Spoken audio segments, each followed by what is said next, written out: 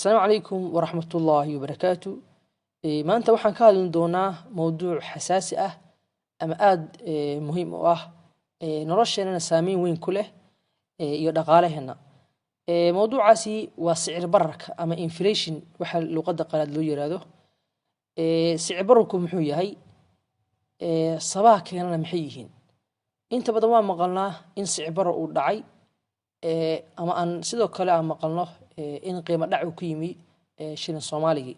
لكن أنت بدن ما فهمنه وحو سعبرو يهي يصباح كينا سعبركو مركي لو إيغو إن إيكونوميكس وحا لو قيحا واسركع كو إيمانيا قيميه ألابت يا ديجيدا سيدو كله هوس دعو كو سمينيا purchasing value of money لعقتي متقنا قيميه لعقت وحلو يبسنيي إن متقنا أو هوس دعو كو إيمانيو أيو شيغا أما waxa la yiraahdo macna purchasing power kii baa lumaya ana lacagta isticmaalanay oo shilin Soomaaliga ahaa qiimihii awood ay wax iibsi ay lahayd baa meesha ka baxaya saas darteed waxa dhigi karna waa sicbar alaabihii adeegidii way qaliyoobeen haddana lacagtii $100 aan bishii hore alaabo badan aan ku iibsan jiray maanta waxay mataan ii goysaa alaabo yar markii loo eego bishii hore alaabta ii goynisay saas darteed waxaan dhigi karnaa meesha waxa ka dhacay inflation baa ka dhacay baan dhigi karnaa waxaan ka hadli doonaa oo kale cause of inflation waxyaalaha sababa sicir bararka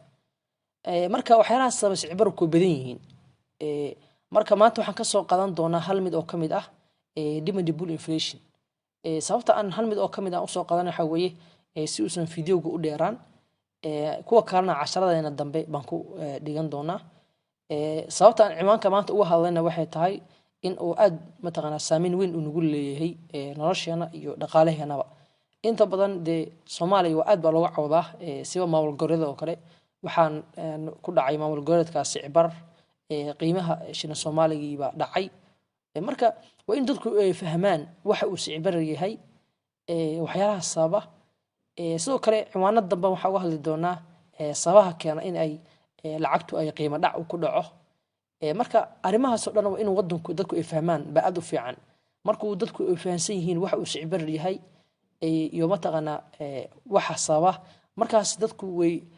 ka taxadari karaan ama waxay xal u heli karaan sicbarka yaala sidoo kale dawladdu waxay muhiim u tahay in ay mataqana arintaas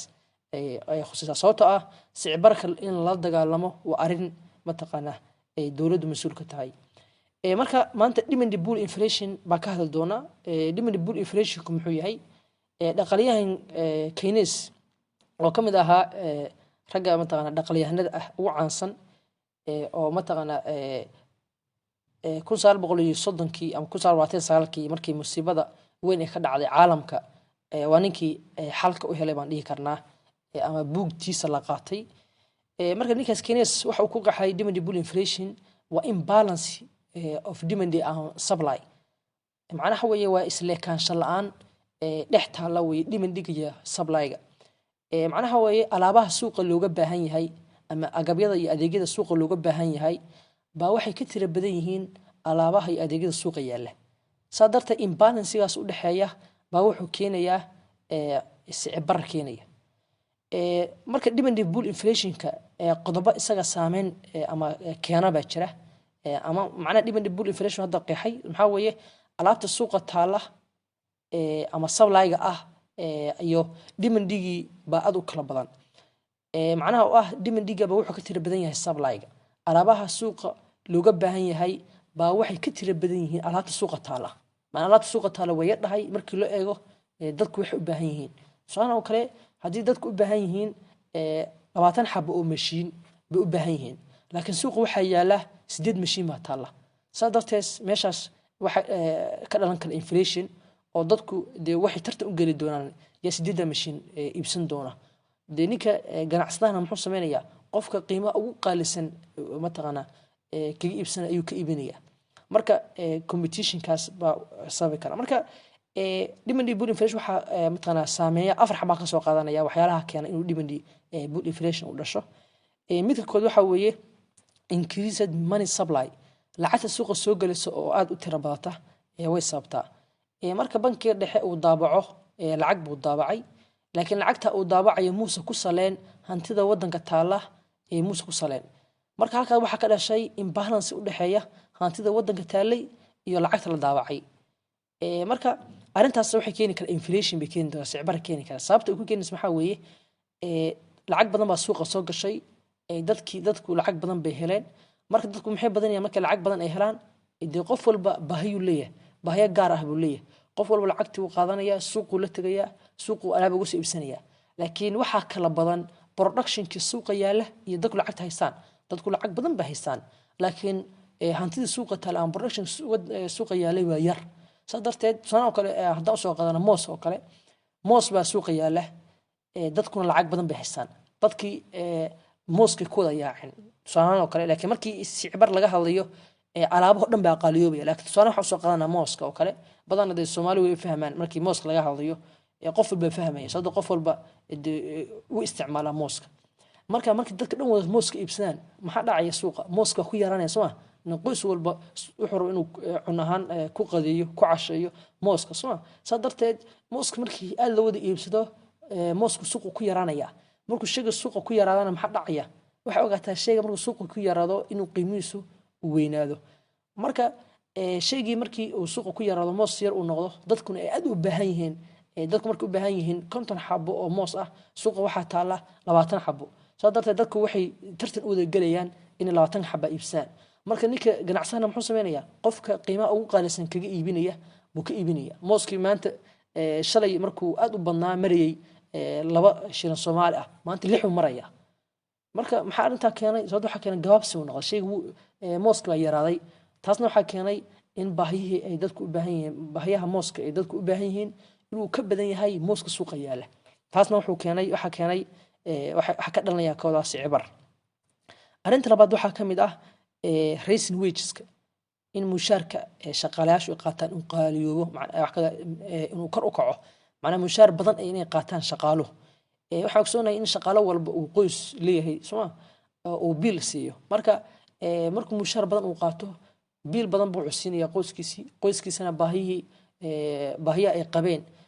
mataqana bay ku soo qabsan hadii dhar u baahnaayeen mataqana hadii u baahnaayeen buugaag hadii u baahnaayeen cunooyinka duruga bariis baasto bur wax kaas u baahnaayeen bisoo ibsanayaan marka dadkii dhan consumptionkiisa badanaya consumptionki waxa loo yaqaan isticmaalka lacagta dadku alaabaha suuqa waxa iga siibsanayeen baa badnaanaya sadarteed waxa meesha ka dhalanay in alaabaha ay dadku isticmaalayeen inuu yaraado sanoo kale burkii bariiska hadii aad loo wada gato burkii bariiska dukaamada yara way yaraanayaan hadhoona waxa ka dhalanay meesha in bariiski iyo baastada ay qaaliyoobaan matana qiimada kor u kacaan marka saas inflation ku dhalanaya marka waxa la rabaa badana dawladda laga doonayaa in matana arintaas ay xakameen ama waxa loo yaqaan matana istiqraar sameeyso in ay xasiliso suuqa la rabaa marka mushaarku markuu badan yahay dadkuna ay kasabshkooda bateen arintaas waxay keenaysaa inuu sicir barar xaga ah dhiman dhiga oo dhaco oo baahiyada dadka uu ka bato wixii suuqa yaalay arinta saddexaad ee keeni kara waxa kamid ah cutting of interest rate macna in la dhimo qiimada dulsaarka alxamdulillah wadamada islaamka ma isticmaal inta badan waxa loo yaqaan ribada way ribal fadli way marka dulsaarka laakiin wadamada gaaladu way isticmaalaan wadamo muslimiin isticmaalna waan arkay sida Turkiga isticmaala waxa interest inta badan waxay sameeyaan dulsaarka way hooseeyaan markii qiimaha dulsaarka ama ribada markii hoos loo dhigo maxaa dhacaya waxa dhacaya dadku inay bankida diime ka soo qaataan sababtoo ah qiimaha dulsaarka hadhow way iska bixin karaan lacaga badan bay soo deemanayaan bankidii ama meelaha matana commercial bank ha noqdo ama bankiga dhaxan noqdo meel walba diime ka soo qaadanaya hadhowna lacagtii baahiyada gaarka ah buu isticmaalayaan ama maalgashi buu isticmaalayaan hadhowna de waxa alaabihii suuqa yaala waa gaabs ileen marka in lacagta suuqa soo gasho waxay ka badan tahay production suuqa yaala sadarta marka labada kala bataana meesha sicir bar ba ka dhanaa alaabihii baa qaaliyoobay alaabihii waxay noqonayaan kuwa matana aad uga yar matana baahiyihii suuqa laga rabay marka arintaas waxay keenaysaa sicir bar inuu dhasho arinta saddexaad maxaa afraad baa ka wada keeni kara in uu demand bull inflation uu dhaco waxa kamid ah increase the confidence waxa la yiraahdo in kalsoonidii ay aad u badato kalsoonida in badato maxaa laga wadaa waxa laga wadaa anigu waxaan filayo bisha soo socota inaan heli doono mushaar aad u badan ama ay soo geli doonto lacag aad u tiro badan dee lacagta hadda haysto suuqan aadaya waxaan ku iibsan dhar baa ku iibsanaya soomaan sababta lacagta aan isticmaalaya sababta waxaan filayaa bisha in lacag badan soo geliso saving badan ma sameynayo lacag badan ma dhigan doono laakiin qofku markuu uu filayo in bisha dambe lacag mataqaanaa badan ay soo geli doonin saving tu badanaya soo lacag badan buu bankida dhiganaya mataqaanaa buu keesanaya marka arinta marka qofkii markii lacag kalsoonida badato waxa badanaya consumptionski isticmaalkiisa badanaya isticmaalku aan baahiyihi hisaab badanaya hadhowna de baahiyihiisa markay mataqaanaa ay bataan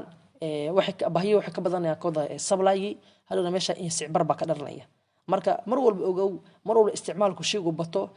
shayada la isticmaalay way yaraanayaan adduunka ma jiro shay mataqaanaa unlimited ma jiro shay walba xadidan yahay marka anaga soo qaadana mooska soo qaadan oo kale mooska suuqa yaala waa xadidan yahay maan moos unlimited maaha sida hawada kale maahan waa shay xadidan weey marka shayga markaad isticmaalkiisa dadku badiyaan qof walba uu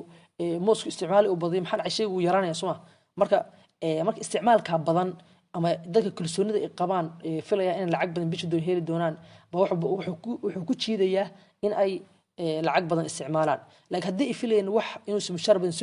soo geli doonin savingka badanayaan sababta waxyaalo emergency ah baa kugu imaan kara hadduu qofku filayo lacagta badana wuu keensanaya lacagta isticmaal iska yaraanaya marka arimahaas baa waxay keenaan inuu sicbar dhasho marka dadka in aad mataqaanaa loola taliyo waxyaalaha keeni kara sicbarka aad buu fiican tahay inay dadku wax ka ogaadaana waa arin aad u fiican marka insha Allah taala sidaas intaas ku soo gabagabeyn doona